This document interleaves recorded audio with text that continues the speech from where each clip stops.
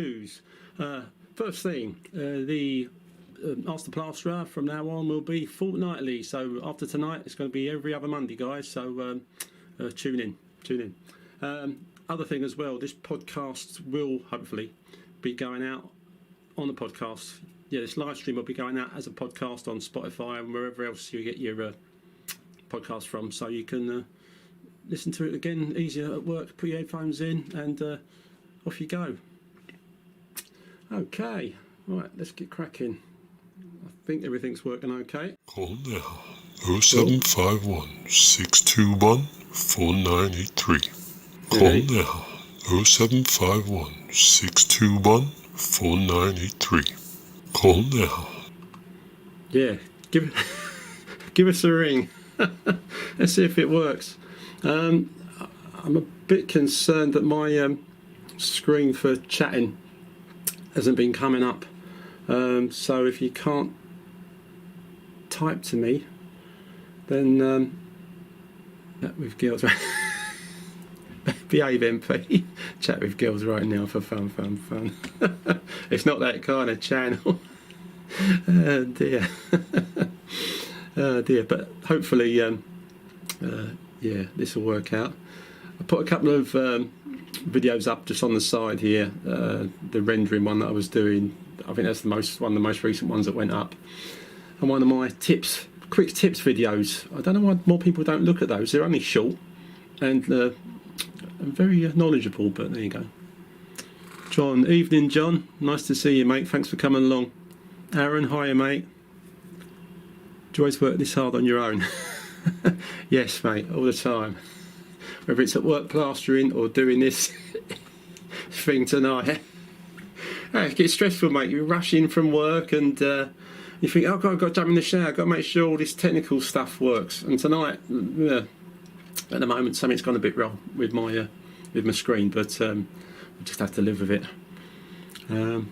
Yeah, anyone that asks me a question, we'll read it out properly so everyone can hear it, because I don't think you can see it as far as I know. But if you can see the questions coming up on your phones or whatever you're using to look at this, let me know. Well, then I won't worry about it so much. Oh. Hang on, I'm trying to work out how to get my jingle to work again. Bear with.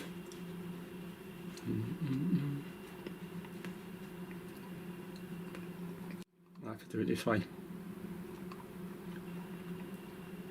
Oh, no, that hasn't worked. What do you think of me news intro?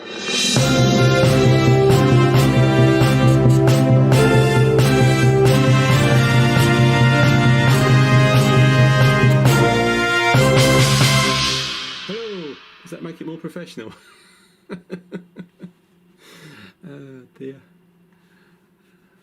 Tiger stripes, now to combat them. Oh mate, I'm always having people. I don't know if it's you that asks me that all the time. It's troweling the thing up when it's already gone off too much. Normally it puts tiger stripes in, or try and explain to me what you're doing exactly for that to happen. Breaking news. Yeah, is there any other news? Yeah, another thing I want to try and do, guys, if any of you want to send questions in that you video from your phone, but turn your phone sideways, send them in to me, email them to me, and I want to put a video together with people asking questions and them getting answered. I want to try and do anything I can to make this broadcast malarkey a bit more interesting, or a bit of fun. So I'm really open to suggestions. So any great ideas, you just you let me know either tonight or say drop me an email or send me a sign. I need a sign.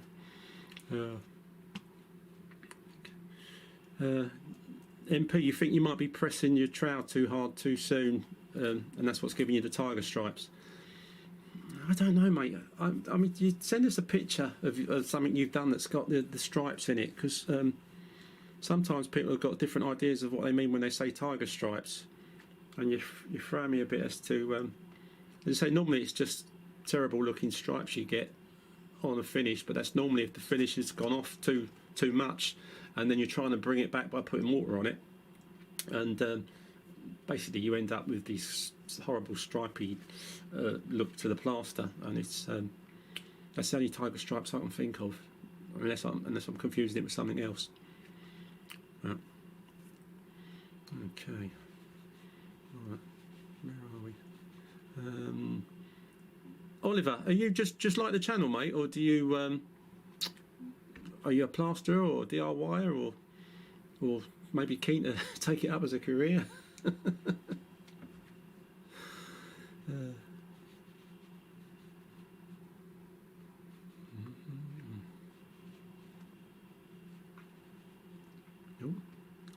Oh, top man, have you been plastering long?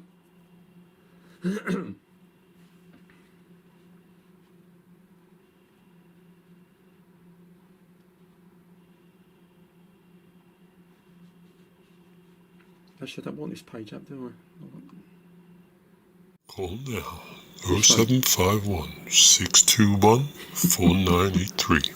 Call now 0751 621 4983. Call now 0751 621 4983. Call now 0751 621 4983. Call now 0751 621 4983.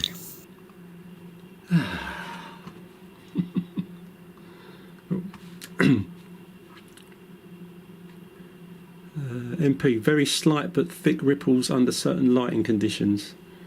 Not always there, but rather annoying.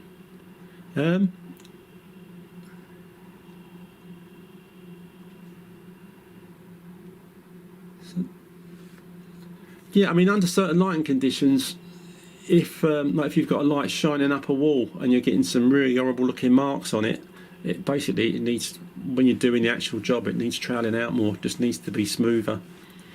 It's easy for a plaster to look like it's half decent and smooth when you've done it, but when it dries, if it's not perfectly flat or it's got any kind of dips in it, as soon as the light shines across it at a certain angle, it will show up. It's why a lot of guys don't do smooth rendering anymore, or they do it with K-rend but not with sand and cement, because it can it can look great on a cloudy day, and if the sun comes out and shines across the front of a building that's had a smooth rubbed up render on it, and you can see the swirly marks and the dips, and it looks absolutely terrible. Oh, Norman, yeah, try and give us a call, mate. I think the phone's working. I think the speaker's working. I'll find out in a second. Manny, all right, mate. DIY plasterer here, top man. Done a few walls now, but once it's dried, I'm getting ripples in it. How do I get them out? Getting ripples in it once it's dried. Again, do you mean that these ripples are showing up when the light kind of shines across them at an angle? A bit like the tiger stripes that my other mate was talking about.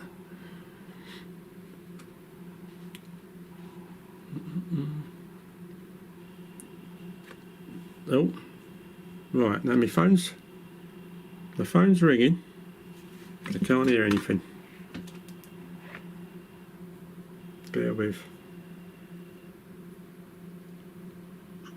Hello? Hello? Oh.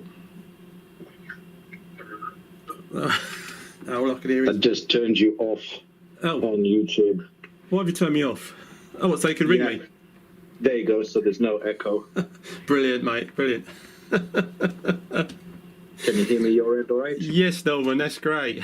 Can you guys hear me and Norman okay? Norman's the guy in the last video with me when we was chatting about plastering, funnily enough. Dear.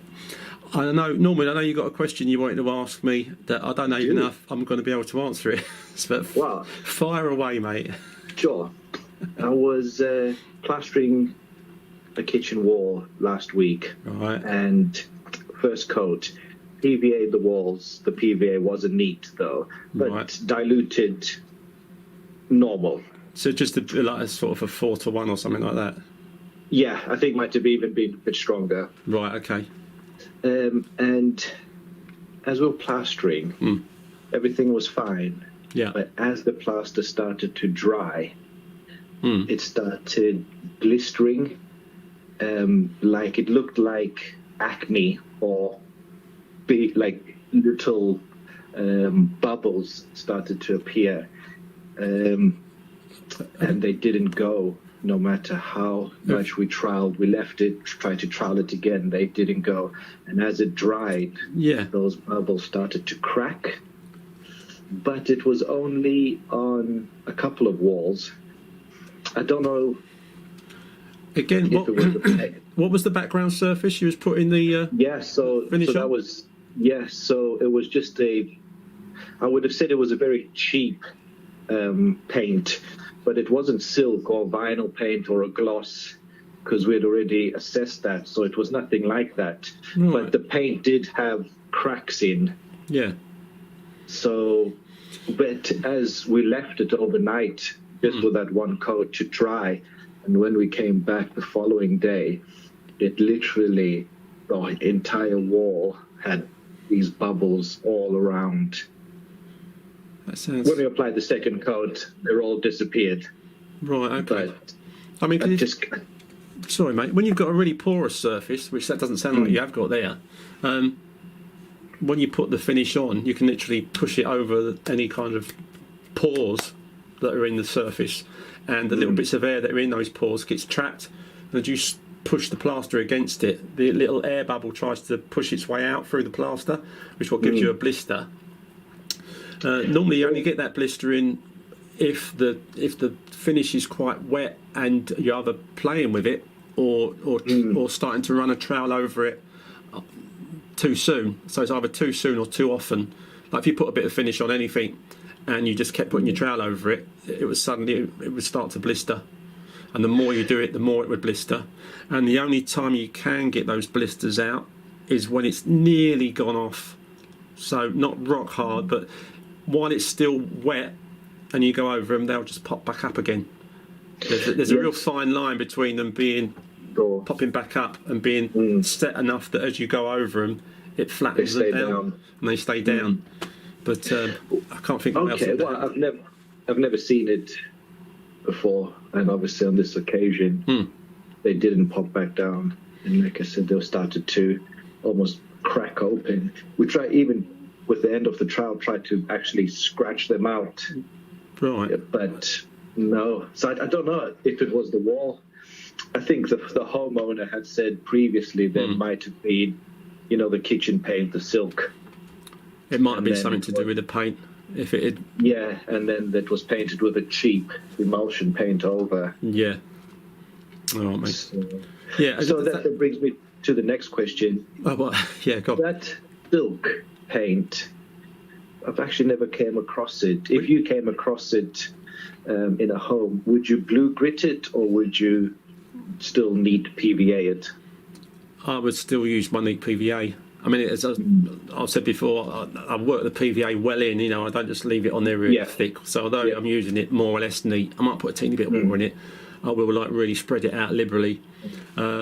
If I want any kind of grit in something like that, rather than buy blue grit or anything else, I'd chuck some sand into my PVA, to be honest with you. And I rarely do that, but if I feel I need to, then that's what I'll do, rather than buy blue grit. Some people will buy blue grit and there are different coloured ones you can buy, but I think I've never used it ever. So it might be fantastic, but because what I use does the job, I think, well, what's the point in paying for it? Yeah, so, it's beer. Yeah. Okay, mate. Cheers for that. Is that it? Awesome. That's it. Thanks, Eric. Thanks for ringing in, mate. I'll speak to you soon. Speak soon. Bye. Bye. Okay. All right, guys. Aaron. All right, Aaron. Yeah, I bought Oxbreed Skim. Can't get used to it. It rides over the first coat. You think old school plastering is the best way? I mean, if you can do old school plastering, then and you don't get on with the speed skim, then there's nothing wrong with old school plastering. It's to say it's not necessarily using the speed skim is not necessarily better than doing it the traditional way. But it just makes things a bit easier on your joints and stuff. It can make a job a little bit quicker. But in saying that, when you use a plastic bladed speed skim over the first coat of finish, it does open up the texture, which kind of makes the finish actually start to go off a bit quicker than it would if you're just laying it on with a trowel. So although you can do it quicker, it's kind of swings and roundabouts that in another respect you're speeding up the setting time of the finish. But what have you put about how hang on, it rides over the first coat? I mean, you've got to make sure, Aaron, that when you put that first coat on, that you take the speed skim over it, or this is what I do anyway, more or less straight away. As soon as I've got the thing covered, I'll take the speed skim over the area that I've covered. If it's drying too much, then before you can do that, then when you've done half of an area that you're going to do, then run the speed skim over that, and then carry on putting on the next part of your area, if that makes sense.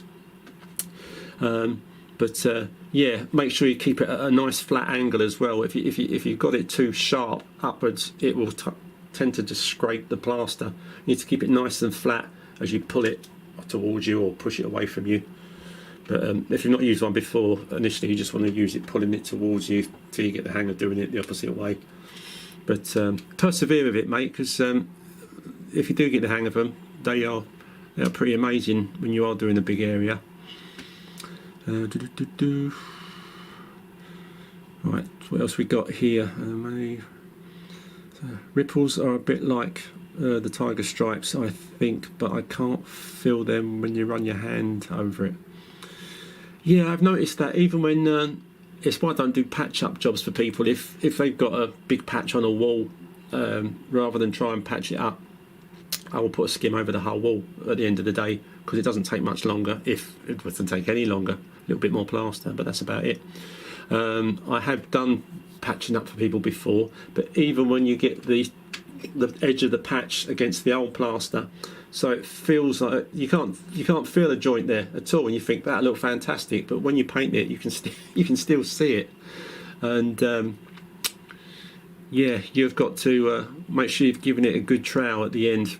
That's why I tend to do a hard trowel once the thing has gone off, because this stuff about decorators not liking it shiny, I've never met a decent decorator that's bothered by whether the plaster's a bit shiny. You'll soon whack a bit of sandpaper over the top of it to sort it out.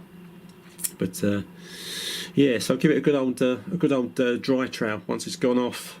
But obviously in the meantime, when you are troweling it up, you just have to keep a really close eye on it. Sometimes it's good if you've got a spotlight in there, that you shine it at different angles on the bit of wall that you're working on, and straight away if there's an issue you'll be able to see it. If you keep like a floodlight in one position, a bit of wall can look really great, but then you move it along a little bit. That's why I use at least 2 floodlights when I'm doing a big job. You can see the issues with it, and you can sort them out. Obviously, as it's drying, if you try to sort them out too soon, you'll get blisters. And we're back to the other issue that we had. Eddie, hi Eddie. Hi Martin. Do most customers accept your written quote, or do they try to get you to lower it? Thanks. Most of the customers accept my quotes. Most of them accept my quotes. A few people will say, "Oh, can you do a better job for cash?" And I say, "Well, I'm not VAT registered, so I'm not charging you VAT anyway. So it's not like I can say, oh yeah, give me cash, and I won't charge you the VAT because I don't charge it anyway. So that doesn't help them. But it depends. Some people, if you have a chat with them, they'll just go, okay, I'm fine, I'm happy with that. We'll crack on with that price. If some people want to knock you down too much, then you think, well, I'm used to pricing jobs. I know what they're kind of worth. Well, if you want me to do it anyway. Yeah, it's not very nice when someone sort of comes back to you on your quote and says, oh, can you knock it down? And you think, but I don't often get it. But as you say, but it's not nice when you do. Also on my quotes, I put at the bottom, like, this is the quote, there's no VAT to go on it. So that's a plus, because other quotes they might get will then have the VAT put on top of that bottom line price. And Yeah, and it's due on completion of the job. So as soon as I've finished the job, the payment to me is due. It's not due in a month's time or in a couple of weeks' time, or when I've sent them an invoice. It's due as soon as I've finished the job.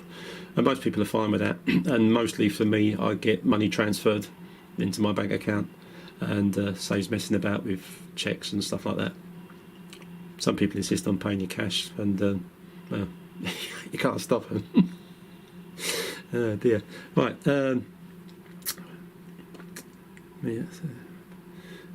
Eddie, Magic Mix bonding and multi mixed together over Artex, then one more coat of multi.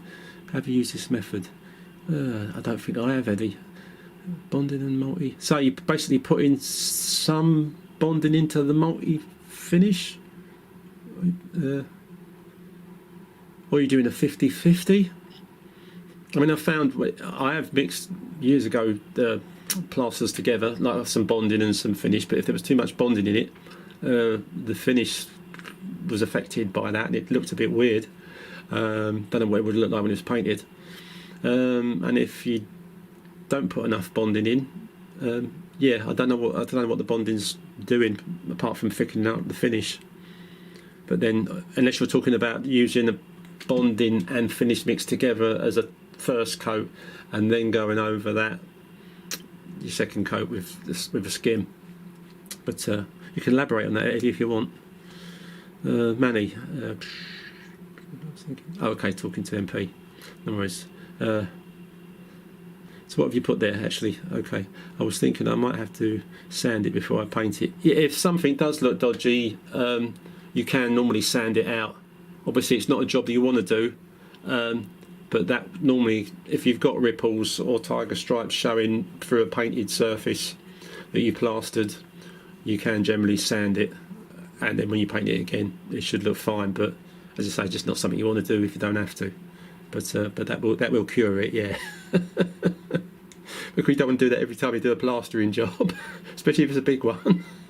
So a few days for the plastering, missus, and then another few days for me to get my electric sander on it.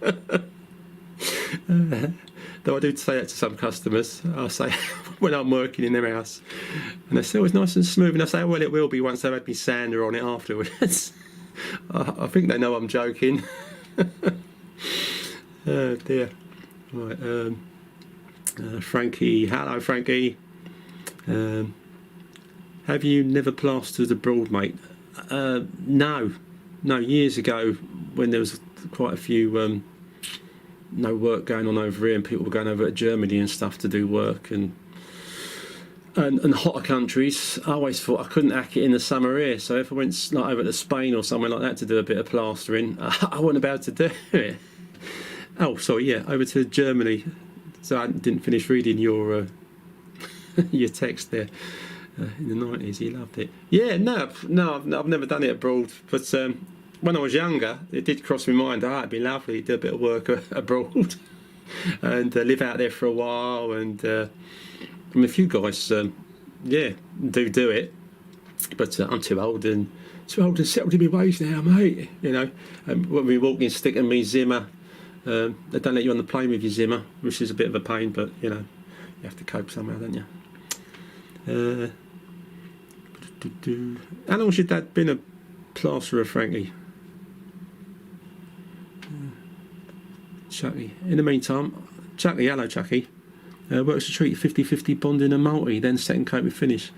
I might give it a try at some point, because I know a couple of people have said about doing this 50-50 with bonding and multi, but I think when I'm covering Artex, I've got so used to PVAing it, covering it with a good old coat of bonding, ruling it off with my old speed skim, and it don't take that long to go off enough to then put my skim coat over the top if I'm doing it the same day, because I ain't got to PVA it again, obviously.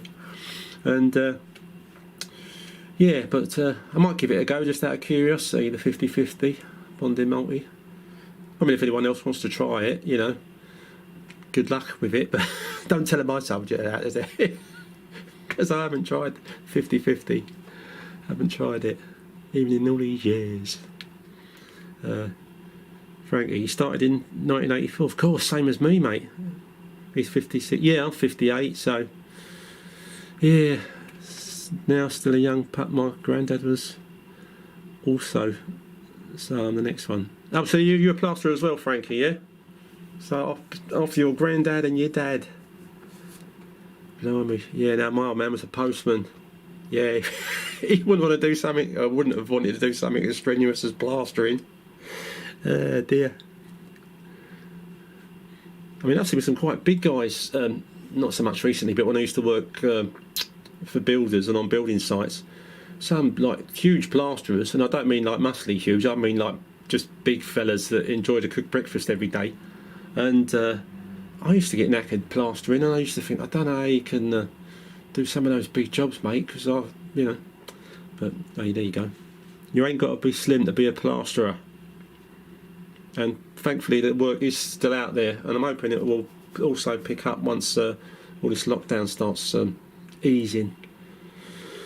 And oh god, I want to go to a pub and have a pint with me mates. It's 24 second. Let the first. Oh, hang on. So on the 50-50 bonding, let the first coat take up, and it trails up lovely. I've got to give it a go, Chucky. My next one, because I get a lot of Artex ceilings to bond over. The next one, I'm going to give it a try. If it goes wrong, I'll let you know, mate. On the next After Plasterer. Dear. Let's say, if any of you guys get any bright ideas what can make this After Plasterer malarkey more interesting or more exciting, like giving me a ring on this number here. You see that number? If you only got the one phone, yeah, you won't be able to watch it at the same time, but you'll be able to watch the replay and hear your lovely voices on the old telly or phone. Eddie, yes, mixed together for first coat, 60% bonding, 40% multi-finish. However, we're already having disagreements. It bonds the ceiling well, then one coat of multi-finish. Otherwise, if you use just bonding, then it's 2 coats of multi. Oh, God, Bennett, right, yeah, okay. Sorry to hear that, Frankie, your granddad passing away. His old Marshalltown. Mate, if you got his old Marshalltown, I wouldn't use it, I'd frame it.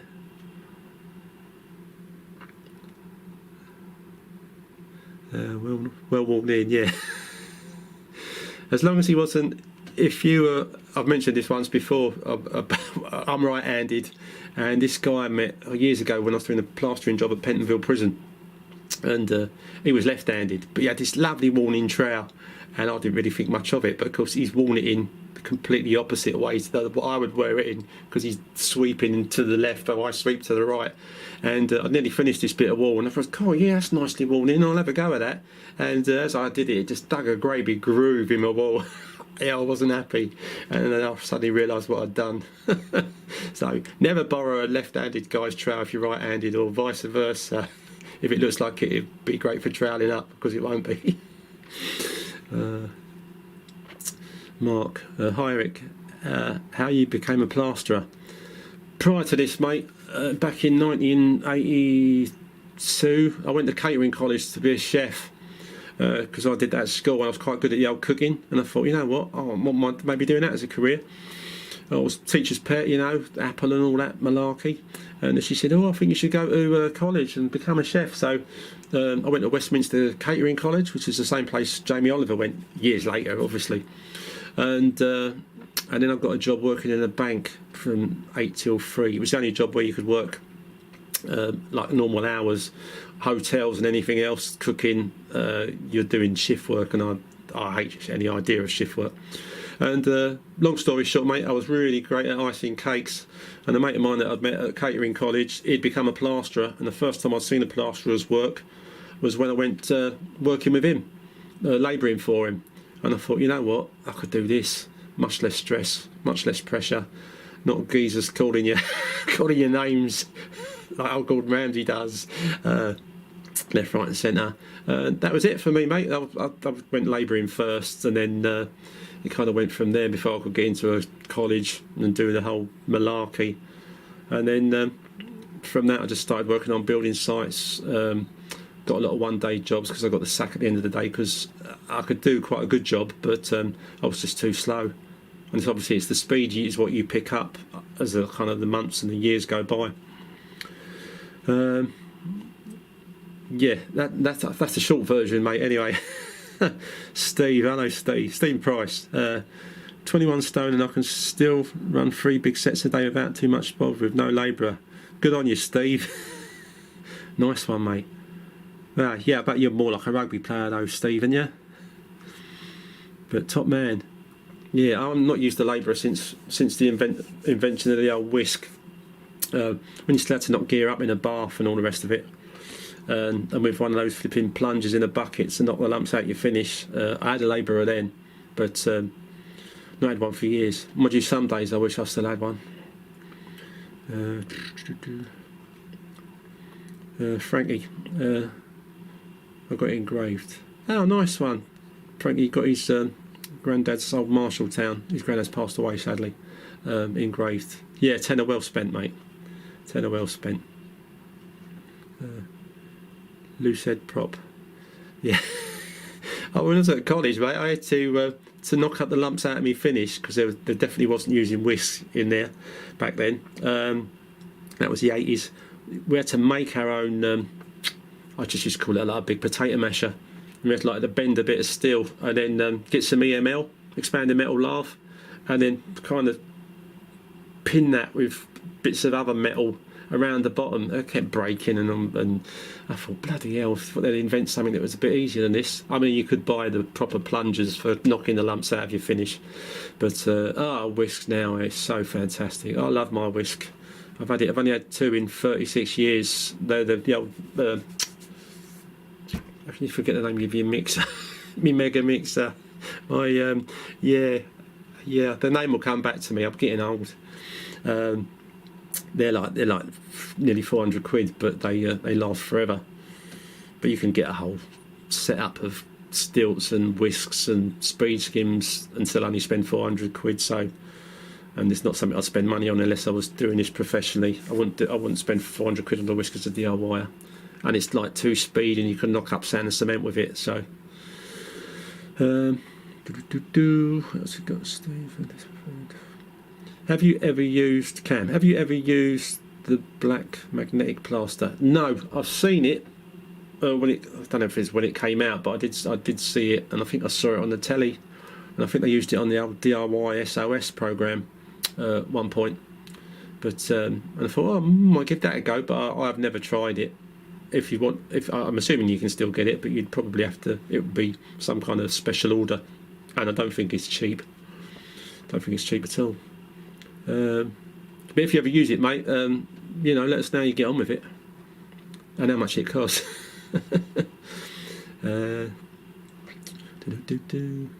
Mark, hello, Mark. So when the pub's open, will you be plastered by day and then by night? I will, mate. I'm just liking. And when I used to be just a lager drinker and cider and all that kind of gear, and then I tried the old ales and I thought, nah, I don't like them. And then a mate of mine, he used to drink them all the time. I had a couple one night, and I'd suddenly got this taste out of nowhere for it, and I quite like the old real ale now as well. So, I just want to go to a pub and sit down and chill out without having to put masks on or just people behind screens and all that stuff, and just sit down and have a pint and something, cheese rollers and crisps, and not worry that someone's put Corona all over them. But yeah, can't wait to get back to the pub. Hello, Malcolm. Hi, Eric. Did you find out the gauge polythene? I'll tell you what I have done recently, mate. I run out of my usual stuff. I went to the place where I normally get my rolls of polythene. And I say it's a roll that's about 1 metre long, and you can reel it off and then cut it, and then it unfolds and it covers most size rooms. I bought some from where I normally buy it, and it was a slightly different pack. And when I opened it up, it's okay, but it's thinner. So my guys obviously bought a cheaper batch of stuff. It's done the job, but I'm not happy. I still need to pop in there and say, look, I'd rather pay more money for the plastic that you normally sell, because this gear is getting close to that stuff where you can fart and it blows away if you haven't taped it down, and that is that's no good to you at all, mate. you need something, a fairly good gauge. So, because I was going to check the gauge on this one when I bought it, and then when I looked at it, I thought, hang on, this is thinner than the stuff I normally buy, and which is fine if you're covering up some old carpet that's got paint and that on it. The customer's going to change anyway. But if it's a decent carpet, you definitely don't want to risk putting down some thin old rubbish that might not keep it protected. But one thing I definitely won't use is old dirty dust sheets on the customer's new carpet, because 9 times out of 10 you put more dirt and dust on their carpet than was there before you put the dust sheet down. But as soon as I get some more decent plastic, mate, and I'll ask him what gauge it is, or try and find out, and I will let you know. But it's still only about 20 quid a roll. This last roll I bought, I think it was about £17, which I wondered why it had gone down, but now I know why.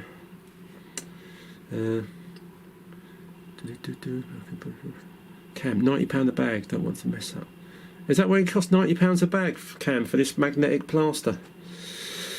Yeah. And even that, I don't know if that's magnetic, and you've got to have a magnet on the thing you're sticking to it. I don't think you can just put metal on it and it just sticks because the plaster's magnetic. I think it means you could stick magnets onto the plaster because it's magnetic. I mean, don't quote me on that, but I'm pretty sure, because when I saw it I thought, that'd be good. You plaster it and it's like a magnet wall, but I think it just means you can stick magnets onto the plaster. Mind you, why you just want to do that, I don't know, to be honest with you. Unless it was in a kid's room, something like that. What else we got? Dale Holmes, my man. Have you ever suffered with tennis elbow due to plastering? If so, do you have any advice on things to help it or prevent it in the future? Cheers. The only time I got any kind of something like tennis elbow was when I was doing a really big job and I was really pushing the trowel in, and basically I was spending hours and I was working late to try and get this job bashed out, and you just basically end up straining that muscle in your forearm, like basically it's right in there, and it is a bummer. But other than resting it or putting ice and stuff on it, or putting it in really ice cold water for as long as you can, you spray that deep heat stuff on it. But there's no magic cure for it, sadly. But sorry I can't help you more with that, Dale. Liam, hi Eric, hello mate. Can you talk through what you do with wastes, leftover mixed up plaster, but also all the dirty water with plaster, sludge, etc. in the bottom? Thanks. Yeah, Liam. When it comes to getting rid of your waste, there's that video on the channel that's me on the news that's talking about not being able to get rid of trade waste, and the fact that I had to have a skip on my drive that I just kept swapping over. But that's fine, if you've got a drive you can stick it on, but having a permanent skip out there, neighbours not very happy about it, so I've got to admit the dustmen are getting a bit more rubbish than they're used to. But you can't really put it in your domestic rubbish because there's too much of it. And what I tend to do, I just kind of save it up and end up getting a small skip, not a great big one, just one of those 3-4 yard jobs, and but not until I've got enough gear that I need to do it. Otherwise you just permanently got a skip on your outside your house or wherever. You can try and get some bigger bins, and depending on your dustman and what kind of how heavy they are, mate, whether or not they will take them, because they're not meant to take any of that stuff. A lot of sites, waste sites, if you go in there with any car light, they moan about the car light, they moan about plasterboard, and it is a major issue for all of the spreads. But yeah, it's a pain. Dirty water wise, in the customer's house, what I tend to do is it's the kind of sludge does settle in the bottom of the bucket. I always keep one bucket that I'm keeping the dirty water in, and keeping a bucket that I get my clean water in, so there's only ever one bucket left with some sludge in it at the end of the day. I'll pour most of the water off into the other bucket, which I will put down toilet or customer's sink, as long as there's no like major plastering, it's just a bit of plastering water. But the sludge and that's left in the bottom, I will scrape that out, and if it's a bit runny, just this way it goes, and put it into a rubble sack, and I'll just dump it wherever I'm happen to be dumping my rubbish, or it's in a mate's, because a lot of my mates are tradesmen, do different trades, and they've got skips and stuff, and I can dump in their skips, but you can't do that all the time because you feel like you're taking the mickey. But yeah, getting rid of rubbish, Carlite rubbish, plasterboard is an issue. I mean, years ago, if you did get a skip on a big job, or the people have got a skip already, fantastic, but you used to be able to chuck anything in it. And then it was kind of like, oh, you can't put plasterboard in it now, mate. If you want plasterboard in a skip, it's only just got to be a skip for the plasterboard, and another one for your other rubbish and your Carlite and stuff. But yeah, it is an ongoing problem for tradesmen, getting rid of trade waste. None of the tips will take it anymore. They're an absolute pain in the jacksie. But yeah, I hope that's helped, Liam. Frankie, do you do much site work or stick with domestics? Years ago, I used to do loads of site work, and I basically knocked it on the head. And working for builders, a couple of builders I worked for back in the 80s and 90s went bust, where they just took on jobs that were too big for them and messed the whole thing up. And I started doing domestics because they were less hassle. You got the job done and you got paid, and I could make more money doing domestics. So for the last, at least for the last 15 years, I've only done domestics because yeah, working for builders can be a pain, or if they're held up with their money, their cash flow, because the client's not paid them, and they're kind of like, sorry mate, the client hasn't paid up, so can you wait another week? And when you've got loads of bills to pay and mortgage and all the rest of it, you can't afford to hang about waiting. So you do a nice domestic, and as I say, you basically get paid at the end of it. So yeah, I'll stick with domestics. If you can get enough domestic work, and there seems to be plenty out there still. I mean, whether they've got your phone number or not is a different issue, but there seems to be plenty of work out there. So yeah, my advice, mate, unless you like site work, obviously doing domestics, if you work on your own, if you like working with, having some friends and some company, then domestics ain't so good. On building sites and working for building companies, at least you had guys you could go and have breakfast or lunch with or whatever, and you'd have a good old bit of banter during the day. And I've got to admit, I kind of miss that now. But hey ho, swings and roundabouts, Oliver, have you used monocouche render or silicon? No, I haven't, mate. I've not heard of that, monocouche. I mean, I've used K-rend and stuff like that, but I tend to steer clear of doing outside work now, basically, because our weather's so crap. Even in the summer, you book a week's work to do the outside of some gaff. It's all booked in, and you think, it's summer, should be fine. And that particular week, it buckets down with rain. You've lost a week's money, and you've had a week's kind of holiday in a rain that you didn't want, and that happens quite a lot. So I don't to be a bricklayer. So yeah, I don't tend to do too much rendering work unless a customer kind of begs me to do it and says, "Oh, please sort it out," or it's something small. Or rendering inside, I don't have no trouble with at all. But then I'll only just use normal sand and cement if I'm working indoors. But no, if you can let me know anything about that gear, Oliver, yeah, then do. Either on here or drop us an email, mate. If anyone wants to email me about anything, they can do. And for you guys, like I know you can talk to each other on these streams and live chat and stuff, and on the channel. So if you ever just fill your boots with asking each other stuff, it don't just have to be me. But yeah, come on guys, give us a ring. Let's hear someone's voice on the old phone number. I won't play that flipping horrible sound again, or not yet anyway. What else we got here? Andy, hi Andy. Bear with mate. Oh, sorry, I didn't realise how many questions are underneath that one.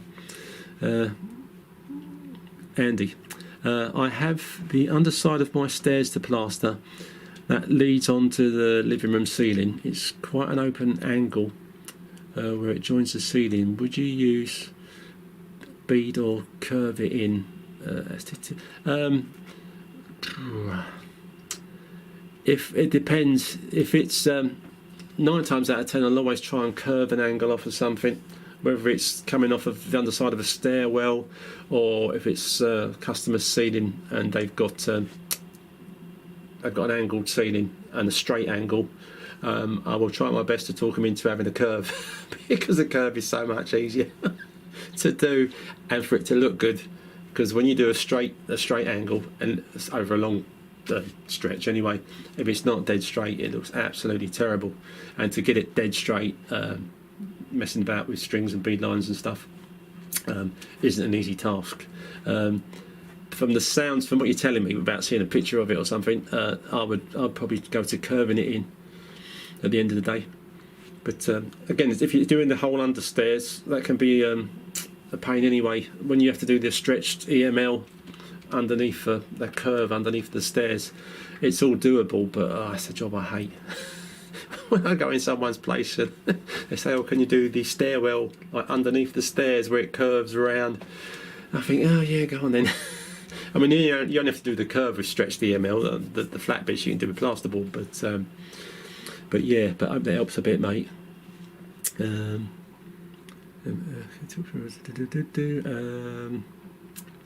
Right, bear with me, guys. Zoltar, hello, mate. I still can't get those padded straps for the stilts.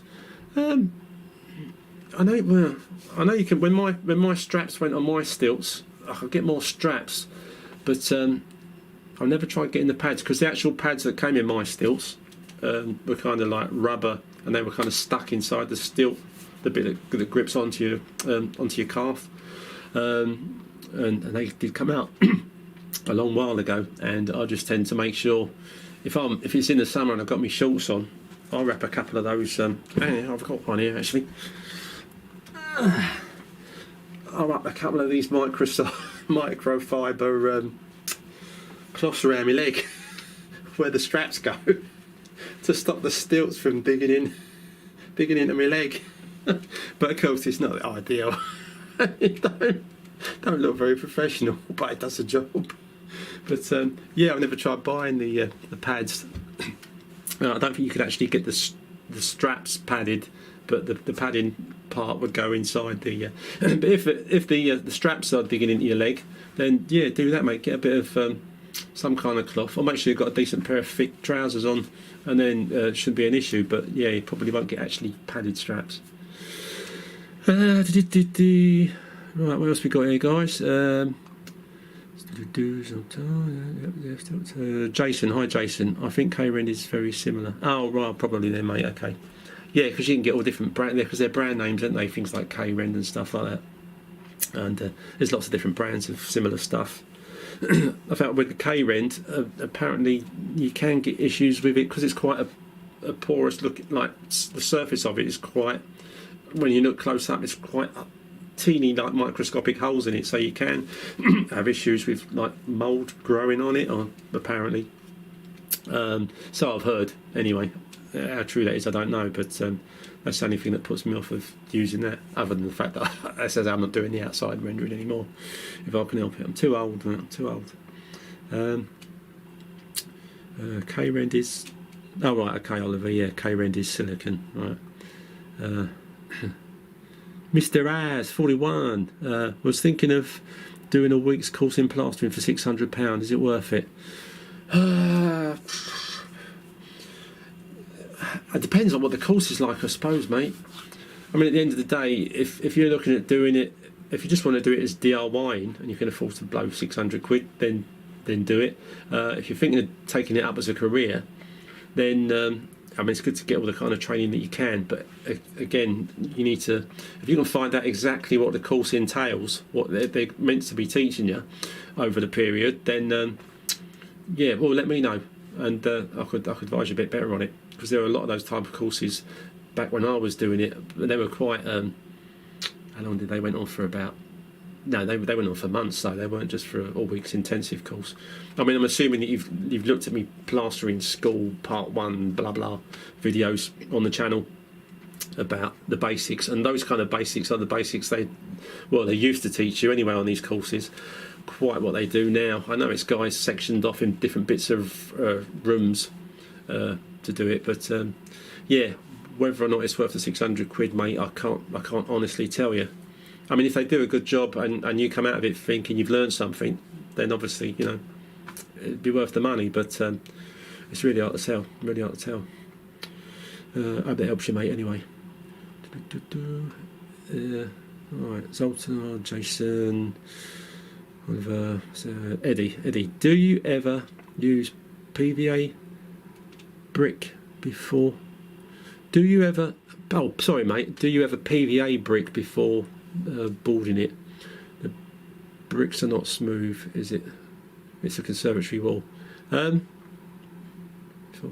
Before boarding it. If you're going to stick boards on it, Eddie, no, normally if I do a dot and dab job, I don't tend to PVA the bricks unless they're really dusty or in a bit of a bad way, because obviously you don't want any issues with the gear blowing away from them if they are a bit dusty or whatever. There's no harm in giving them a coat of PVA. All you need to make sure is that when you're dabbing your boards and you're sticking them to the wall, that if your gear's thick enough for sticking the boards, it should be fine if it's PVA'd first. But generally, when I've done any, the bricks have been half decent, hasn't been dusty, so I just put my plasterboard adhesive onto the walls. I mean, I work out roughly where the board's going to go, put the gear in the right place, and then squash the boards on and tap them on with a long straight edge and a spirit level.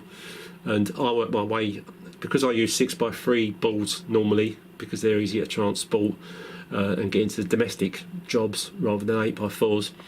I do like a broken bond pattern, like I do on the ceiling when I'm boarding the ceiling, and I start from the floor and I work my way up the wall with the 6x3s, level them up that way. My video on that has got me doing exactly that. I think it is speeded up a bit, but you'd be glad it's speeded up, otherwise it'd be an 8-hour video. But take a look at that, mate. But yeah, you could put PVA on it. Jason, monocube comes in different colours. You scratch it up with a scratching tool to finish it. Right, okay, mate. Yeah, I mean, the K-Rin could probably, I think you can get that in different colours as well, can't you?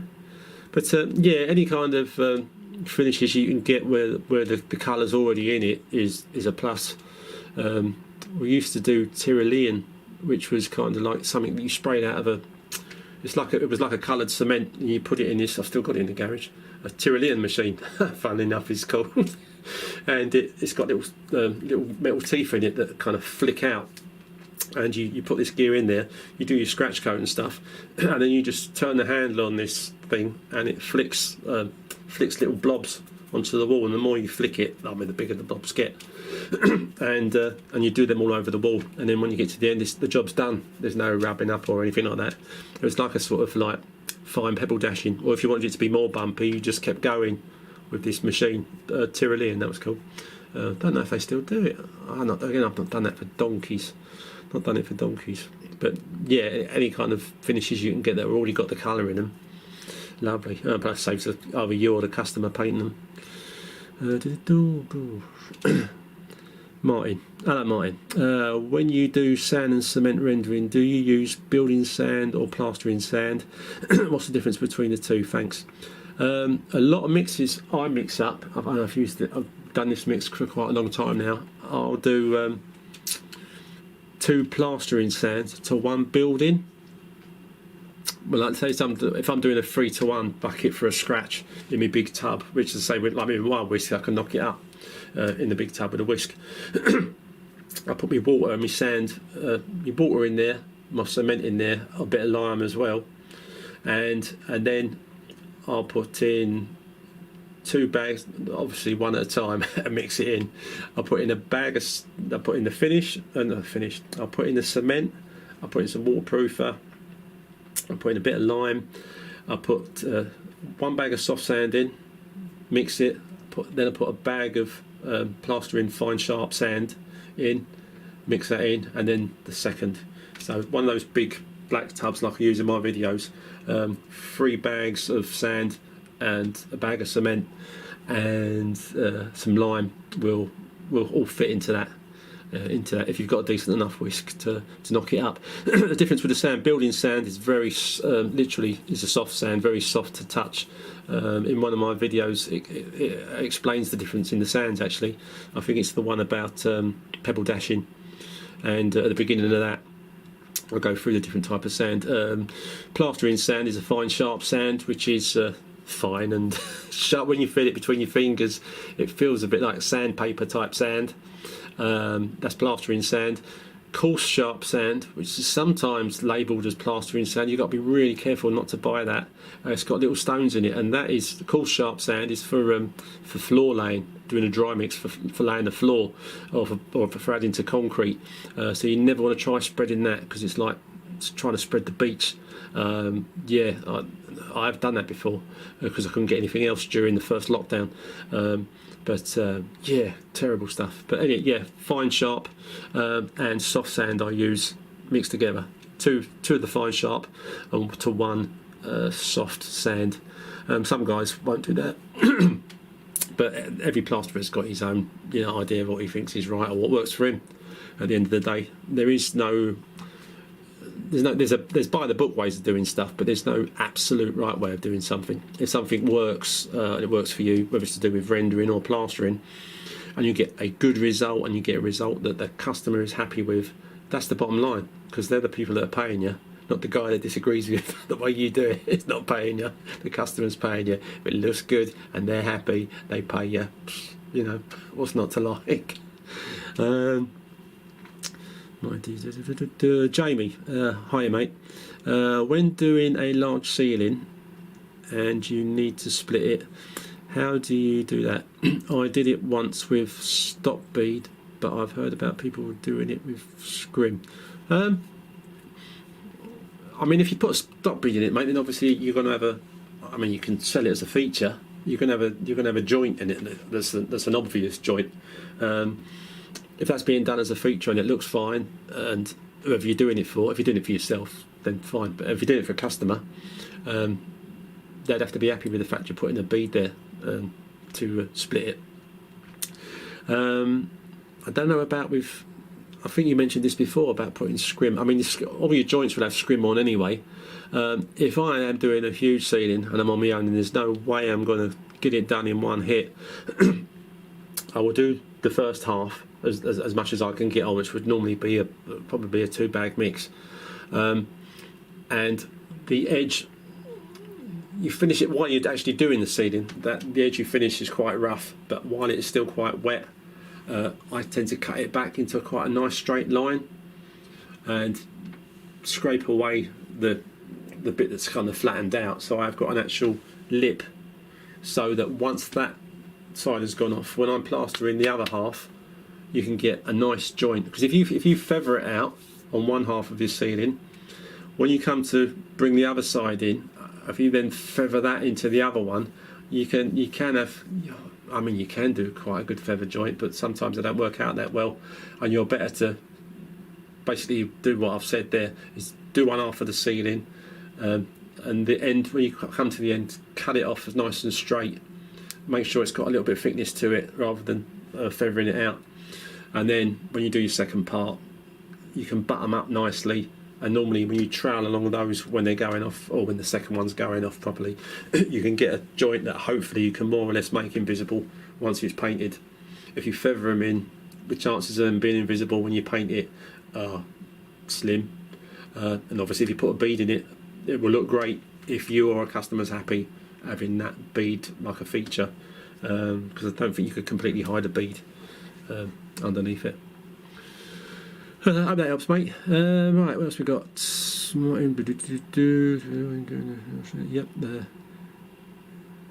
a good one. Yep.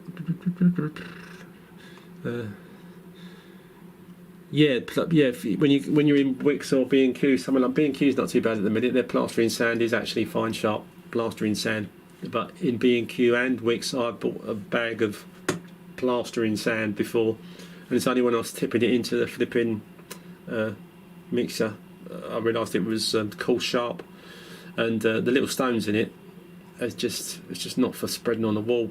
You know, it can be done, but man, even with plasticizers or lime in it or anything else, yeah. And if you've already got a mix on the go and then you accidentally chuck a bag of that in it, yeah, well, not as bad as if it's neat coarse sharp sand, but you just don't want any little stones in your render, especially when it comes to rubbing up, because then those things start rolling around and just start digging little grooves in your finish, even if you're just doing it with a sponge, and yeah, it's absolute pain.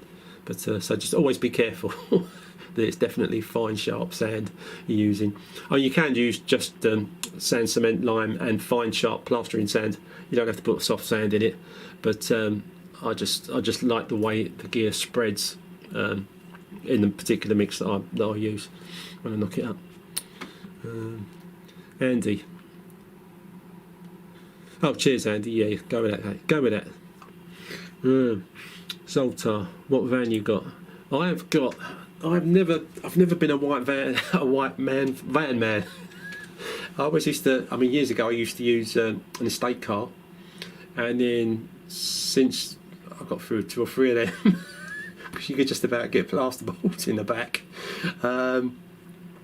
I've used the one I've got now.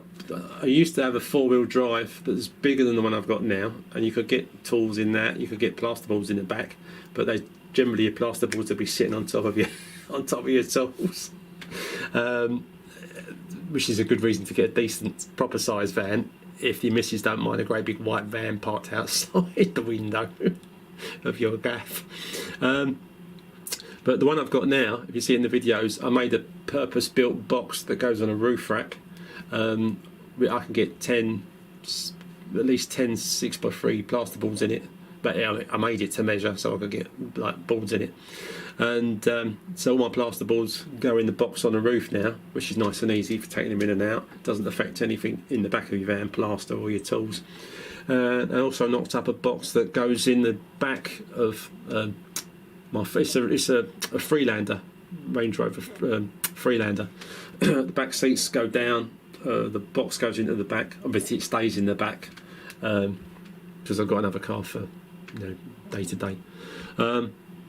And the box in the back is just good to have. It protects the motor a bit more, and I can get 8-10 bags of gear in the back, and my tools. I mean, initially I didn't think the springs would take it, but but they do, and it's black, and I think I like it. So that's what I use, mate, at the minute. I mean, I'd like to have a nice big van, but it's the cost of them, and it's having one out on the front, and the missus not moaning about it, because she moans about other tradesmen's vans that might park up the end of the road. She goes, "Oh, look at that van, that bloody tradesman's van. God, what bloody eyesore that is." So I don't stand a chance of getting being allowed to buy a van, even if I can afford a decent one. But a mate of mine who's he fits log burners and stuff. He in his van he builds a deck slightly off the bottom, so all his tools and gear go on top of that, and any boards or wood, of course you can get 8x4s in that as well. He just slides them in this void that's underneath that he's made, so which is brilliant, which is what I'd do if I had a big enough van. But I still wouldn't use 8x4 plasterboards, because, as I say, getting them into domestic houses is a pain in the backside, and it's too easy to break them or damage other decor in a customer's house, and you don't want to do that because you don't want to be paying for it. What have I got? I have padded straps on my stilts. Oh, Oliver, yeah. Have a chat with. Was it Zoltar already that couldn't get the padded straps? Cool. Yeah, have a chat and sort that out. Andy. Done a week's course a while back, £400, BTC London. Plasterboarded a small room, bonded damaged areas, applied beads on all corners.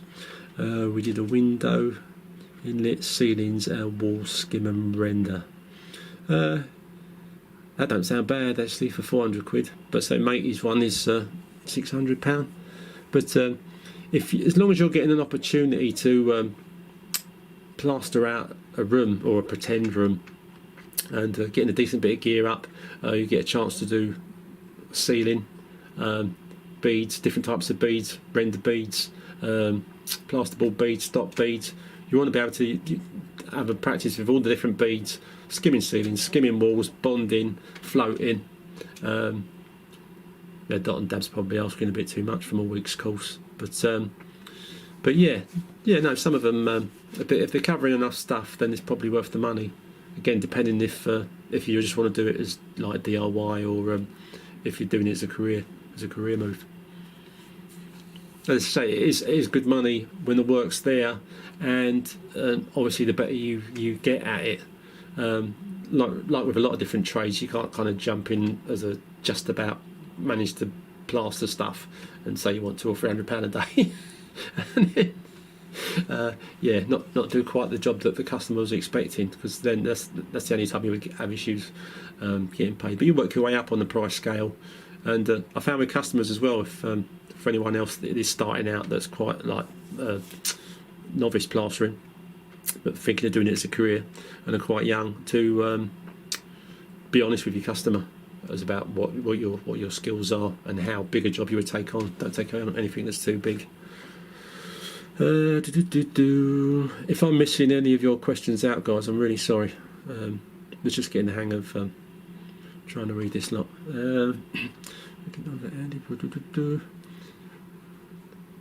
Oh, really well run. This is talking about the course, and have taken on many tasks since and felt confident doing so. Oh, okay, cool.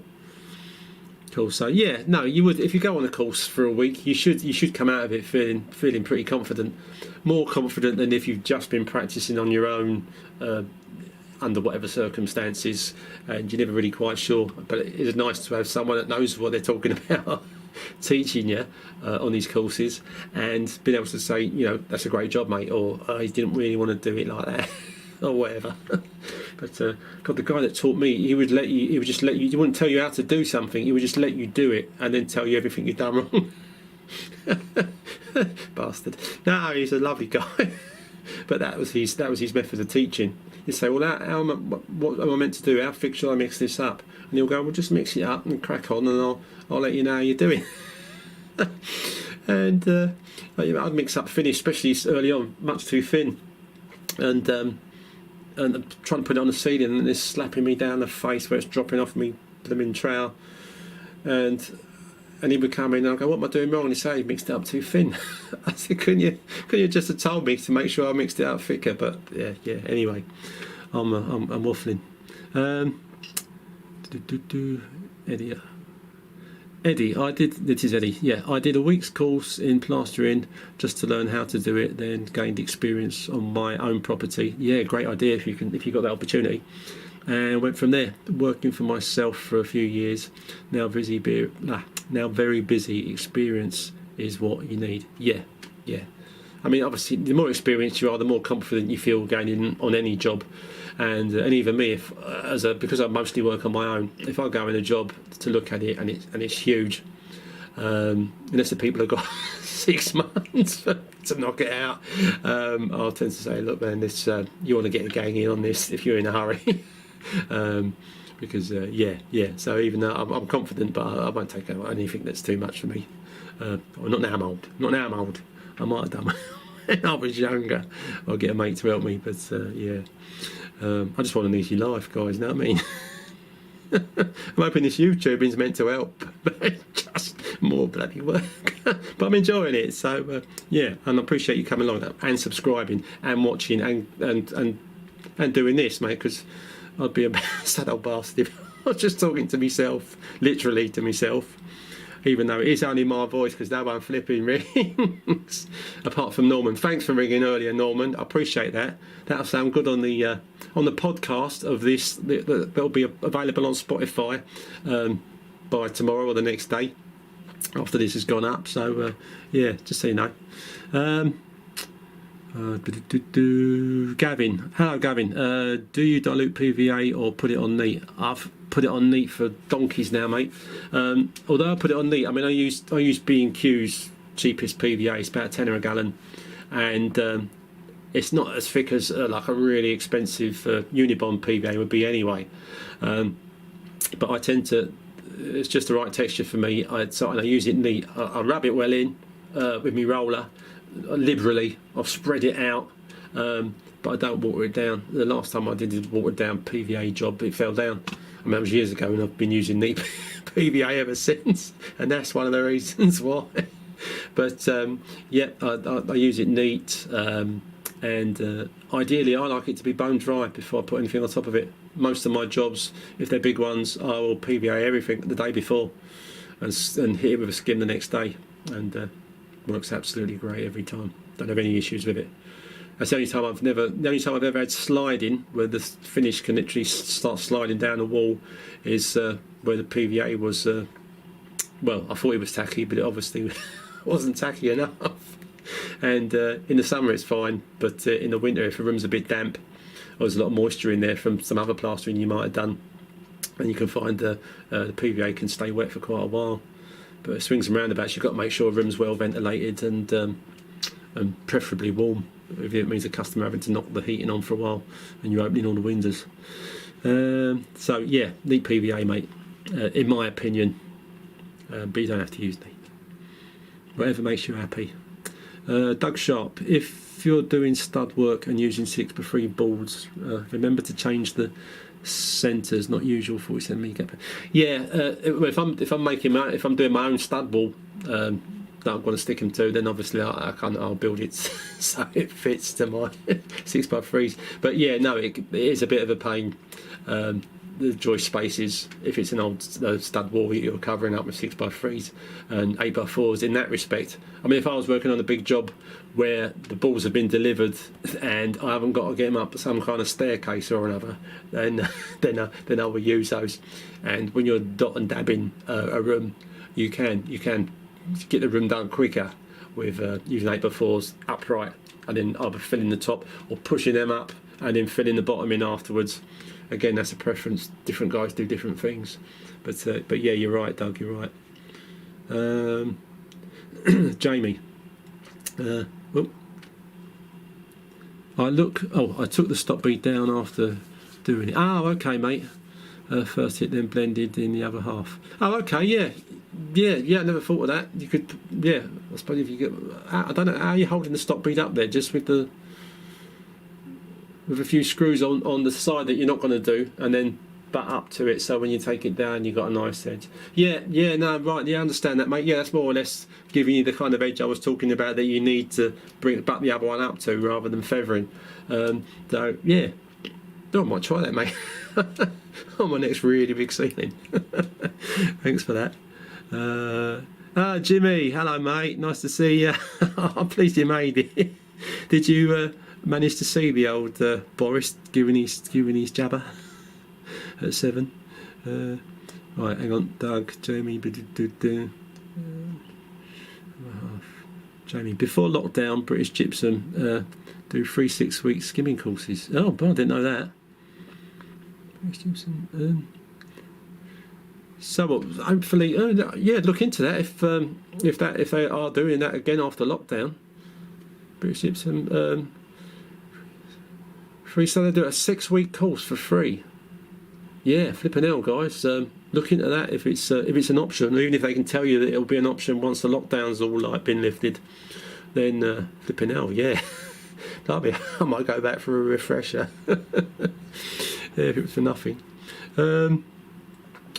Jason, why do you put lime in with sand and cement? What does it do? Not being a plasterer, curious. Lime basically makes it more pliable, makes it easier to spread. I mean, I use a plasticizer as well, which is a mix you put in with the sand and cement that makes it more spreadable. Bricklayers to make a lot of bricklayers, some plasterers use fairy liquid or a bit of detergent. But that's the yeah. You don't want it frothing up and smelling like mild green fairy liquid. Plus, it's cheaper to buy the proper stuff, a gallon of the proper stuff, than it is to use washing up liquid. But yeah, it breaks down the surface tension of the water, which then makes it mix a much smoother mix. And the same with lime. And yeah, also if the practice mix that I tell people about, if they're trying to learn plastering and getting their trowel techniques and stuff, that is just lime and sand mixed together with no cement in it at all, and it will help make it smoother, so you can actually spread the stuff on the wall and it will set to a degree for practicing plastering and rubbing up and stuff like that. But once it has dried, you can easily hack it back off again. I mean, when you practice bricklaying, that's just you tend to buy some bricks knocked together, just sand and lime. You've got to be careful with lime because it can burn your eyes and your skin if you're not careful. And you can knock up a small brick wall for practice, and once it's all gone off, next day or whatever, you can just take it all apart and just knock the stuff off again, which is what a lot of guys do when they're practicing bricklaying. And you can do the same with plastering, and that's what lime does basically. It makes any mix easier to spread. I mean, it does other things as well when you're using more of it, but that's a different discussion altogether. Just catching up, guys, with the right. Cam, what's your email address? Eric the Plasterer at gmail.com is my email address. As I say, send me some videos of you asking me a question, or asking me anything, or just for a chat. Turn your phone sideways so you don't get that funny blank bars when I put it up on the video. It just comes up normal. So hold your phone sideways, put it on, facing you, and just ask me a question, and just email it to me. I'm pretty sure if you email it to me, I'll be able to use them and bung them into a video, give you 5 minutes of fame, and it just gives me something else interesting that I can put up on the channel. Because I've been quite busy. So some of the jobs are a bit samey that I'm getting, and that I've already done kind of videos for. And I think Eddie wanted me to show how to plaster those thin little gaps you get next to door frames where they butt against the wall, because you can't get any other trowel in there. And you can buy different size trowels. And I thought I had a couple of jobs booked in, and I told Eddie that I'd be able to film that, show him what I do. But the last couple of jobs I went to, the door finishes right up against the wall, so there's been no tight gaps. Though I've taken a bit of video in my next one of me going around a plug socket, so that might help. And how to render around a box on the wall that's loose that you can lift up and render around. So I look forward to that in the next video. Right, sorry guys, just catching up on your questions. Again, sorry if I miss any of them. I'm trying not to. Mark, hi Mark. Sorry Mark, what was that? What was the one above? I nearly missed this one as well. Yeah, bang it on there again, Mark. Because I can't go up. Well, I can go up, but I'll really lose myself, and I'll answer your question. Mike, hi Mike. Hope all is well. Yeah, I can't complain at the minute, mate. Got plaster in my eye the other day doing the ceiling. Oh, mate, yeah, I've been doing it long enough to know what that feels like. Very painful. Enjoying the vids. Cheers for that, mate. I haven't done it for a long time now, but even as an experienced plasterer, it only takes one bit of gear to drop off, even if it's hanging on the back of your trowel, and it drops them just as you've got it over the top of your face.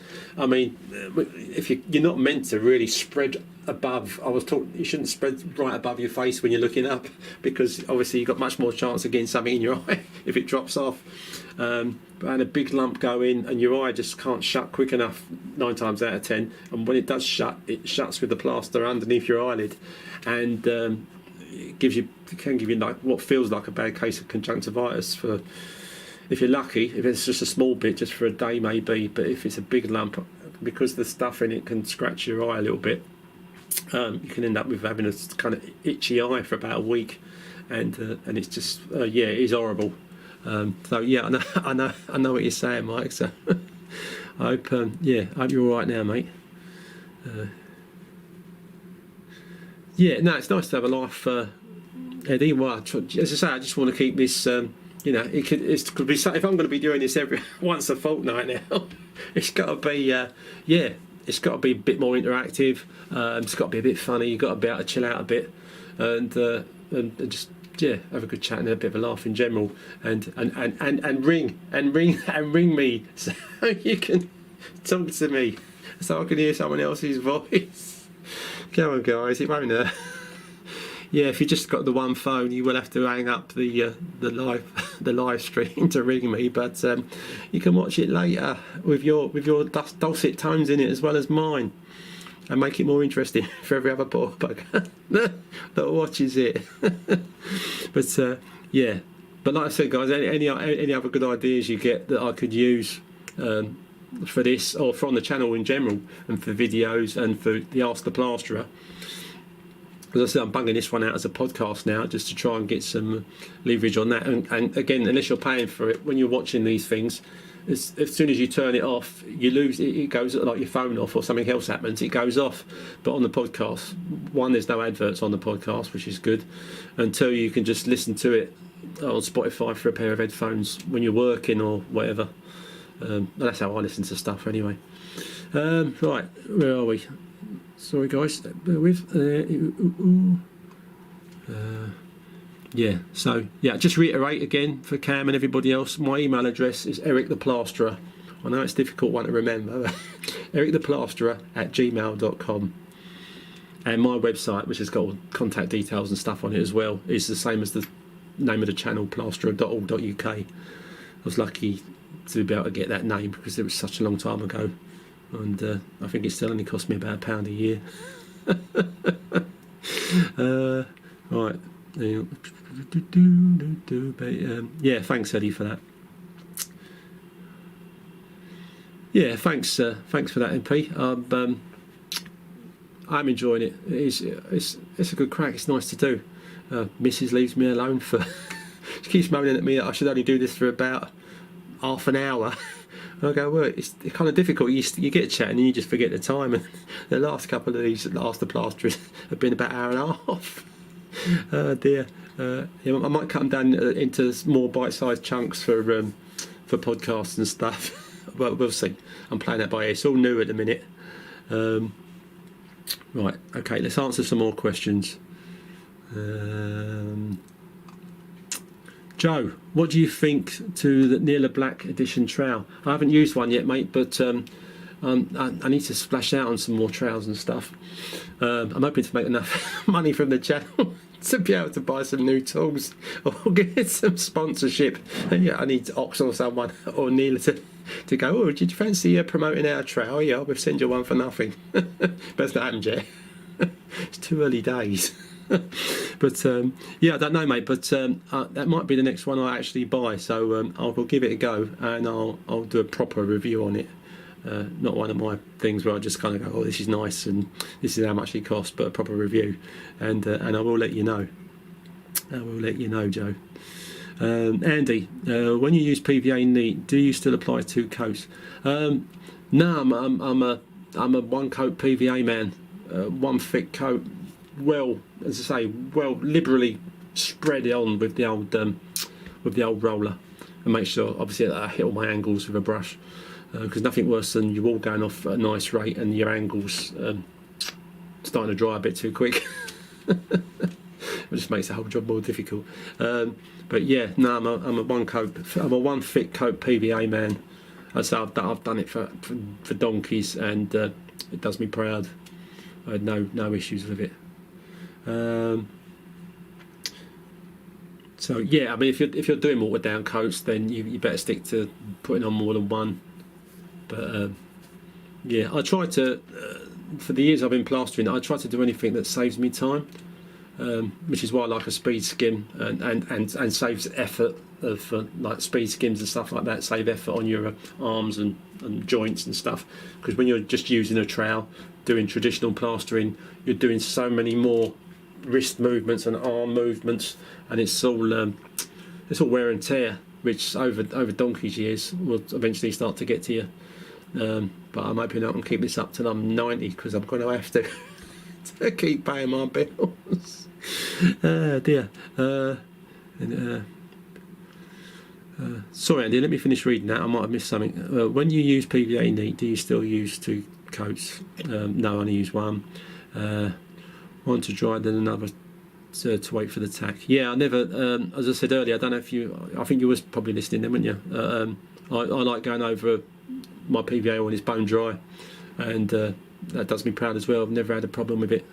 So I don't worry about doing it when it's tacky.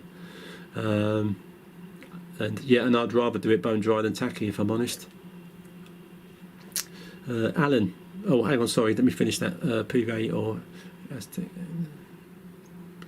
and Andy, any like blue grits or any yellow grit and stuff like that, if I need something similar, I will just whack some kind of sand, bit of fine sharp plastering sand into my PVA and use that. But again, it's cheap and cheerful. If it's cheaper, it's cheerful, and it works. Why go anywhere else? Why pay more, as some advert used to say. Alan, I'm just new to your channel. Cheers, mate. Thanks for subscribing. I'm guessing you must have subscribed. And thanks for coming along tonight. Just subscribe to your channel. Very enjoyable. Good. I'm pleased to hear that, mate. Because obviously you want to get involved and watch it. And I'm going to be doing these Ask the Plasterers once a fortnight now. So.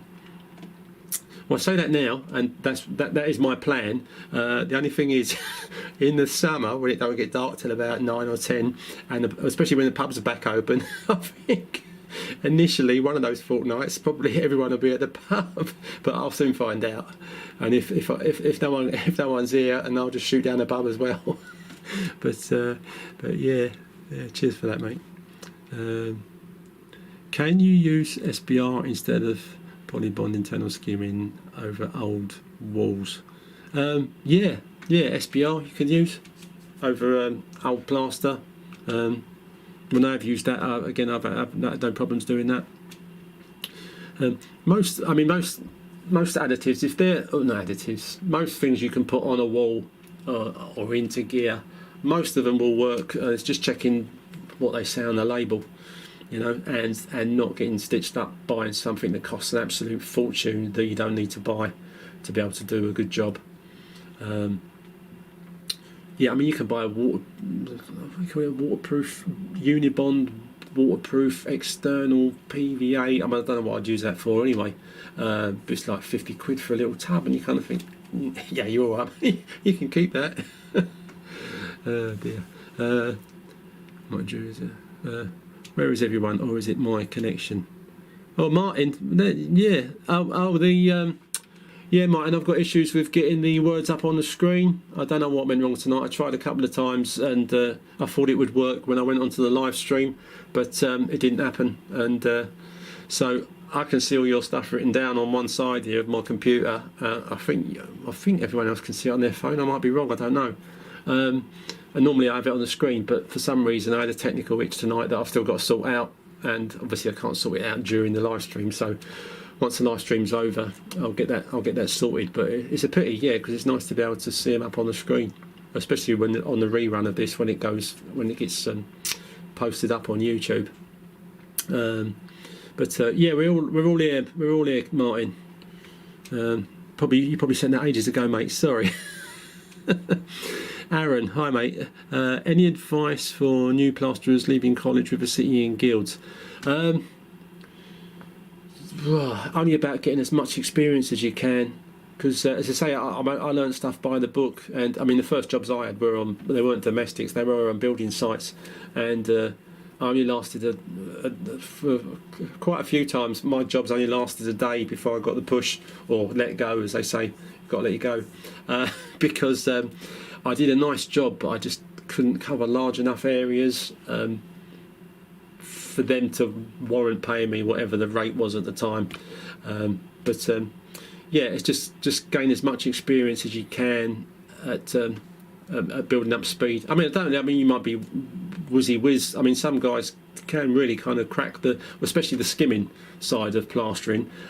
Some people struggle a bit if they're doing a floating the wall in a traditional way, where you've got bricks and you're floating it with hard wall or bonding or browning. but some guys can get the hang of skimming quite quickly, especially using speed skims and stuff if they get the hang of those. So my advice to you would be to just to get as much experience in as you can. Don't take on any jobs too big that you don't feel confident doing, thinking perhaps you can manage them. So my advice to you, Aaron, would be to only take stuff on initially that you're confident about. I mean, I might be a little bit nervous with any job, that's normal, but don't overstretch yourself initially. You'll know as you progress and get faster at stuff, you'll know how well you're doing, and you just get more confident. So I hope that helps, mate. Zoltar, yes, mate. Domestic plaster. We jumped in. Domestic plastering is where it's at. Yeah, I agree. Steady supply of tea. This is true. No, lately I've been taking my own flask just to be on the safe side. I've it's not been for a while now, but I've been on jobs where I've been cooked breakfasts. I wasn't even asked. They just sort of like, I made a cooked breakfast for you, which is lovely, as long as you're not in the middle of skimming a ceiling or something. But yeah, tea and often bacon butties are offered by the really lovely customers. God bless them. Oh dear. Some even buy you wine and beer and give you a tip as well. So which is nice. Yeah, and you only get that on domestics. You don't get that on a building site or working for a builder. Well, not normally anyway. Dale, I find it difficult to trowel up and then back down in the same motion.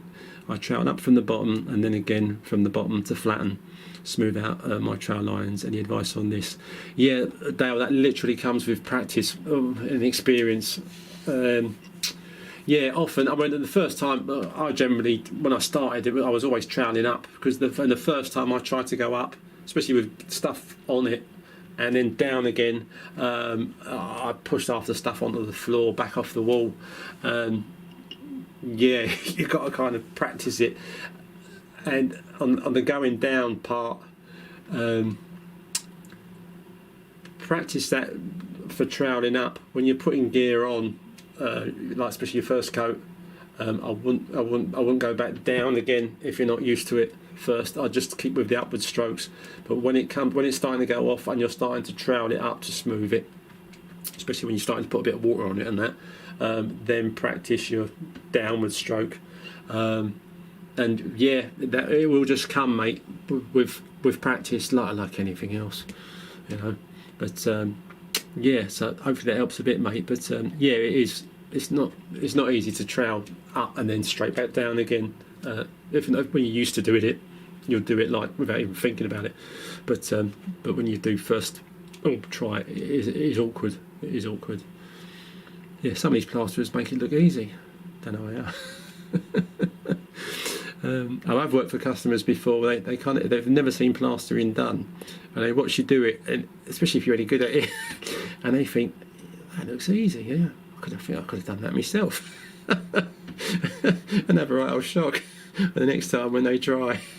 But that's the whole idea. If you can make it look easy, mate, you're laughing. Cam, Joe, Eddie, I lay on with the Marshalltown, then use Rafina Superflex too in later stages. Great trail. Yeah, Eddie, that's it is good to use. I use my Marshalltown. I didn't realise my old trail my old Marshalltown I first started with, when people started talking to me about carbon and that was my old trail was a carbon trail.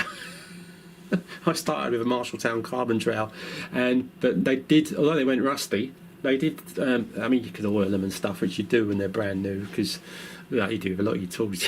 You keep them really some people keep them like that all the time, but I can't. After a while, mine start to get a little bit worse for wear. But they did wear in a lot quicker because they rusted, and when you sanded the rust off, especially around your edges and stuff, it helps them wear in. And doing sand cement work helps them wear in. But you can buy pre-worn carbon trowels now and pre-worn stainless ones. The one I've got now, my Marshalltown's when I bought it new, it was a pre-worn stainless steel Marshalltown 14-inch. But yeah, I always use them. I only use the flexible ones once the gear is really more or less well set, and you're at least on the stages of putting water on it, or not, maybe not the first lot of water, but yeah, before that you put flexi trowel on the end. Yeah, works great.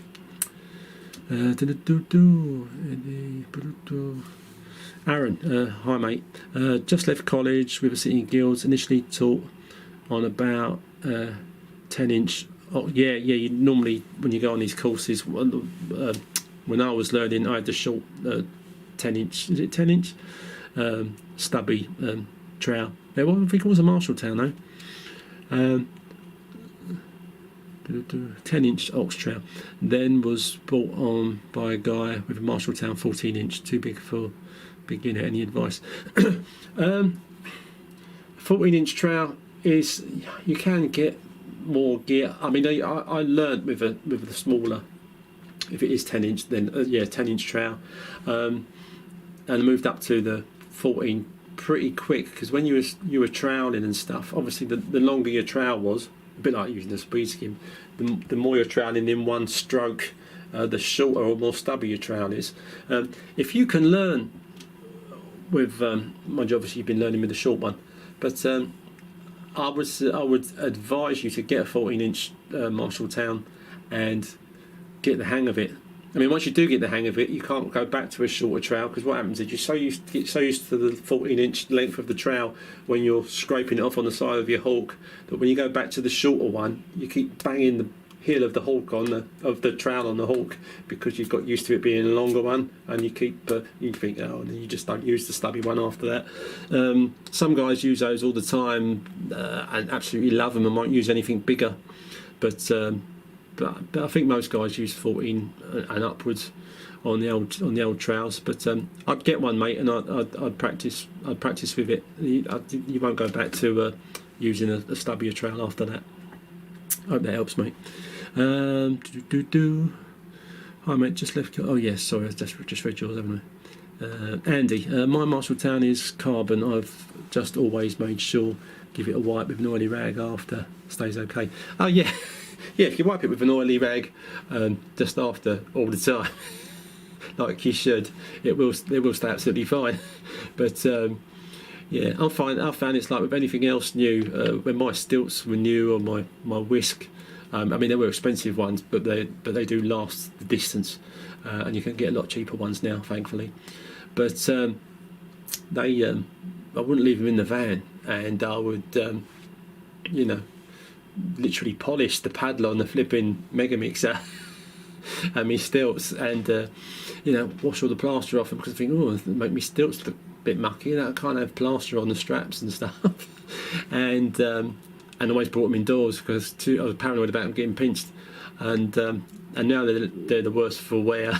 I mean, they are old now, but yeah, and often I'll just leave them in the van, and I think if someone wants to nick that now, I could probably do with buying a new one. But I don't think only an idiot would want my stilts, because I think even the spring is broken on one side now, which makes one stilt slightly different to walk on, but I've got used to it, so I can still use them even with a busted spring. So not advisable, but And often on a job, this is as an aside, people will say, oh, do you want to use my ladder for anything? And I'll go, and then I show my ladder and go, not unless you want it to look like that afterwards. And my small ladders look like plaster pyramids, basically. They've got so much gear on them. Dear. Andy, carbon steel is like having a female trowel. No, needs lots of attention. Oh yeah, you're not wrong there, mate.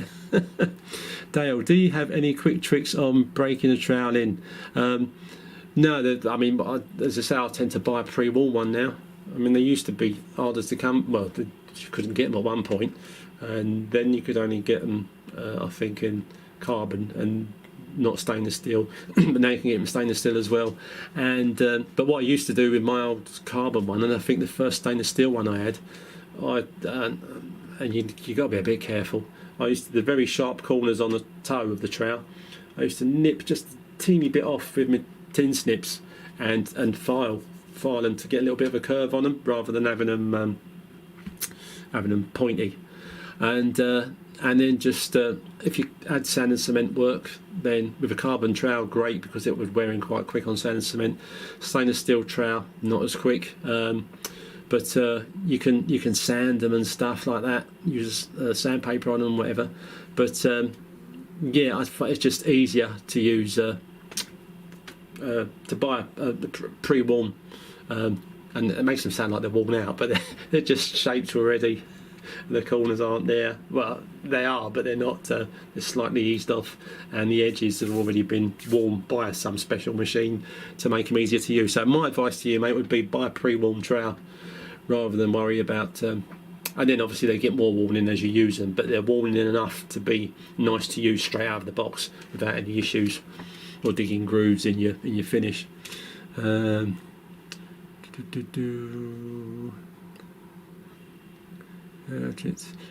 any advice on feathering in? Was taught away at college with a thinner mix, then when brought on told it was too thin. I sometimes used to rub them against, oh sorry, that's talking about something else, mate, as well, isn't it? Going back to the feathering in, Blaine, great, other plasterer, brilliant plasterer, lovely guy, on his channel. He's recently done one on feathering. He only seems to feather in. I mean, I don't like feathering in any job, neither does he, unless you have to. But if you can cover a whole wall up into the next angle, you're better off to do that. But if you are feathering something in, I use my Marshalltown first, and then when it's coming near the troweling up of that particular part, I mean, you work on it a bit. I use my flexible trowel, and I was amazed that using an Ultraflex trowel on a feathered joint, obviously while it's still wet, not soaking wet, but when you're starting to trowel up, you can really get a nice feathered finish using an Ultraflex one. At the point where if you tried doing the same with a Marshalltown, like an ordinary not flexible trowel, it could kind of drag or start to pull some off of the feather and starting to ruin it. But plenty of water and a flexible Ultraflex type trowel over the feather does a lovely job. Give it a go and get back to me. Tell me what you think. Hope that helps, mate. Feathering. Yeah, and you're also saying I sometimes used to rub them. This is to wear them in against the concrete block. Yeah, concrete block with your trowel. To wear them in, breeze blocks as well. You can, well, it wears away the breeze block more than it does wear your trowel, but breeze block got that finer, that kind of sharper edge to it. I mean, when you've got a really nice worn-in trowel, you've got to be careful. Oh, I've got a blimmin' really sever the flipping vein or artery on there. It's only small, but I caught it on the back of my my Ultraflex, and they're like flipping razor blades anyway. And any trowel when it's worn in. Yeah, they're a bit deadly, so always be careful.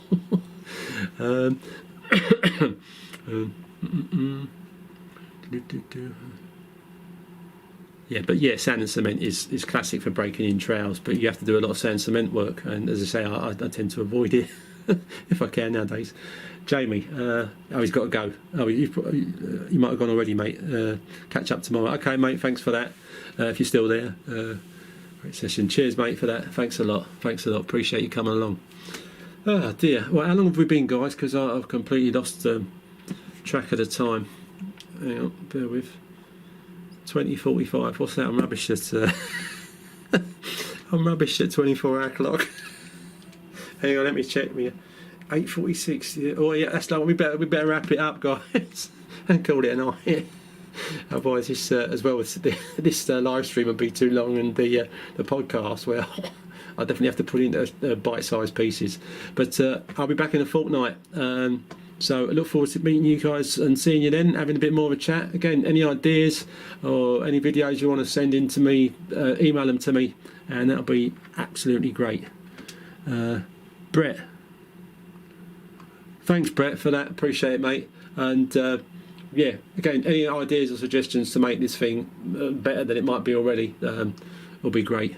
Cheers, Altar. Yeah, you stay safe too, mate, and hopefully we'll all be down the pub before long. And just getting back to a bit more normal flipping. Yeah.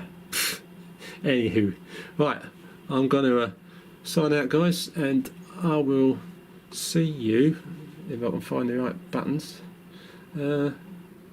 later. Hang on, here I go. I'm going. I'm nearly gone. Hang on, bear with. Nearly there. And there he goes. See you later.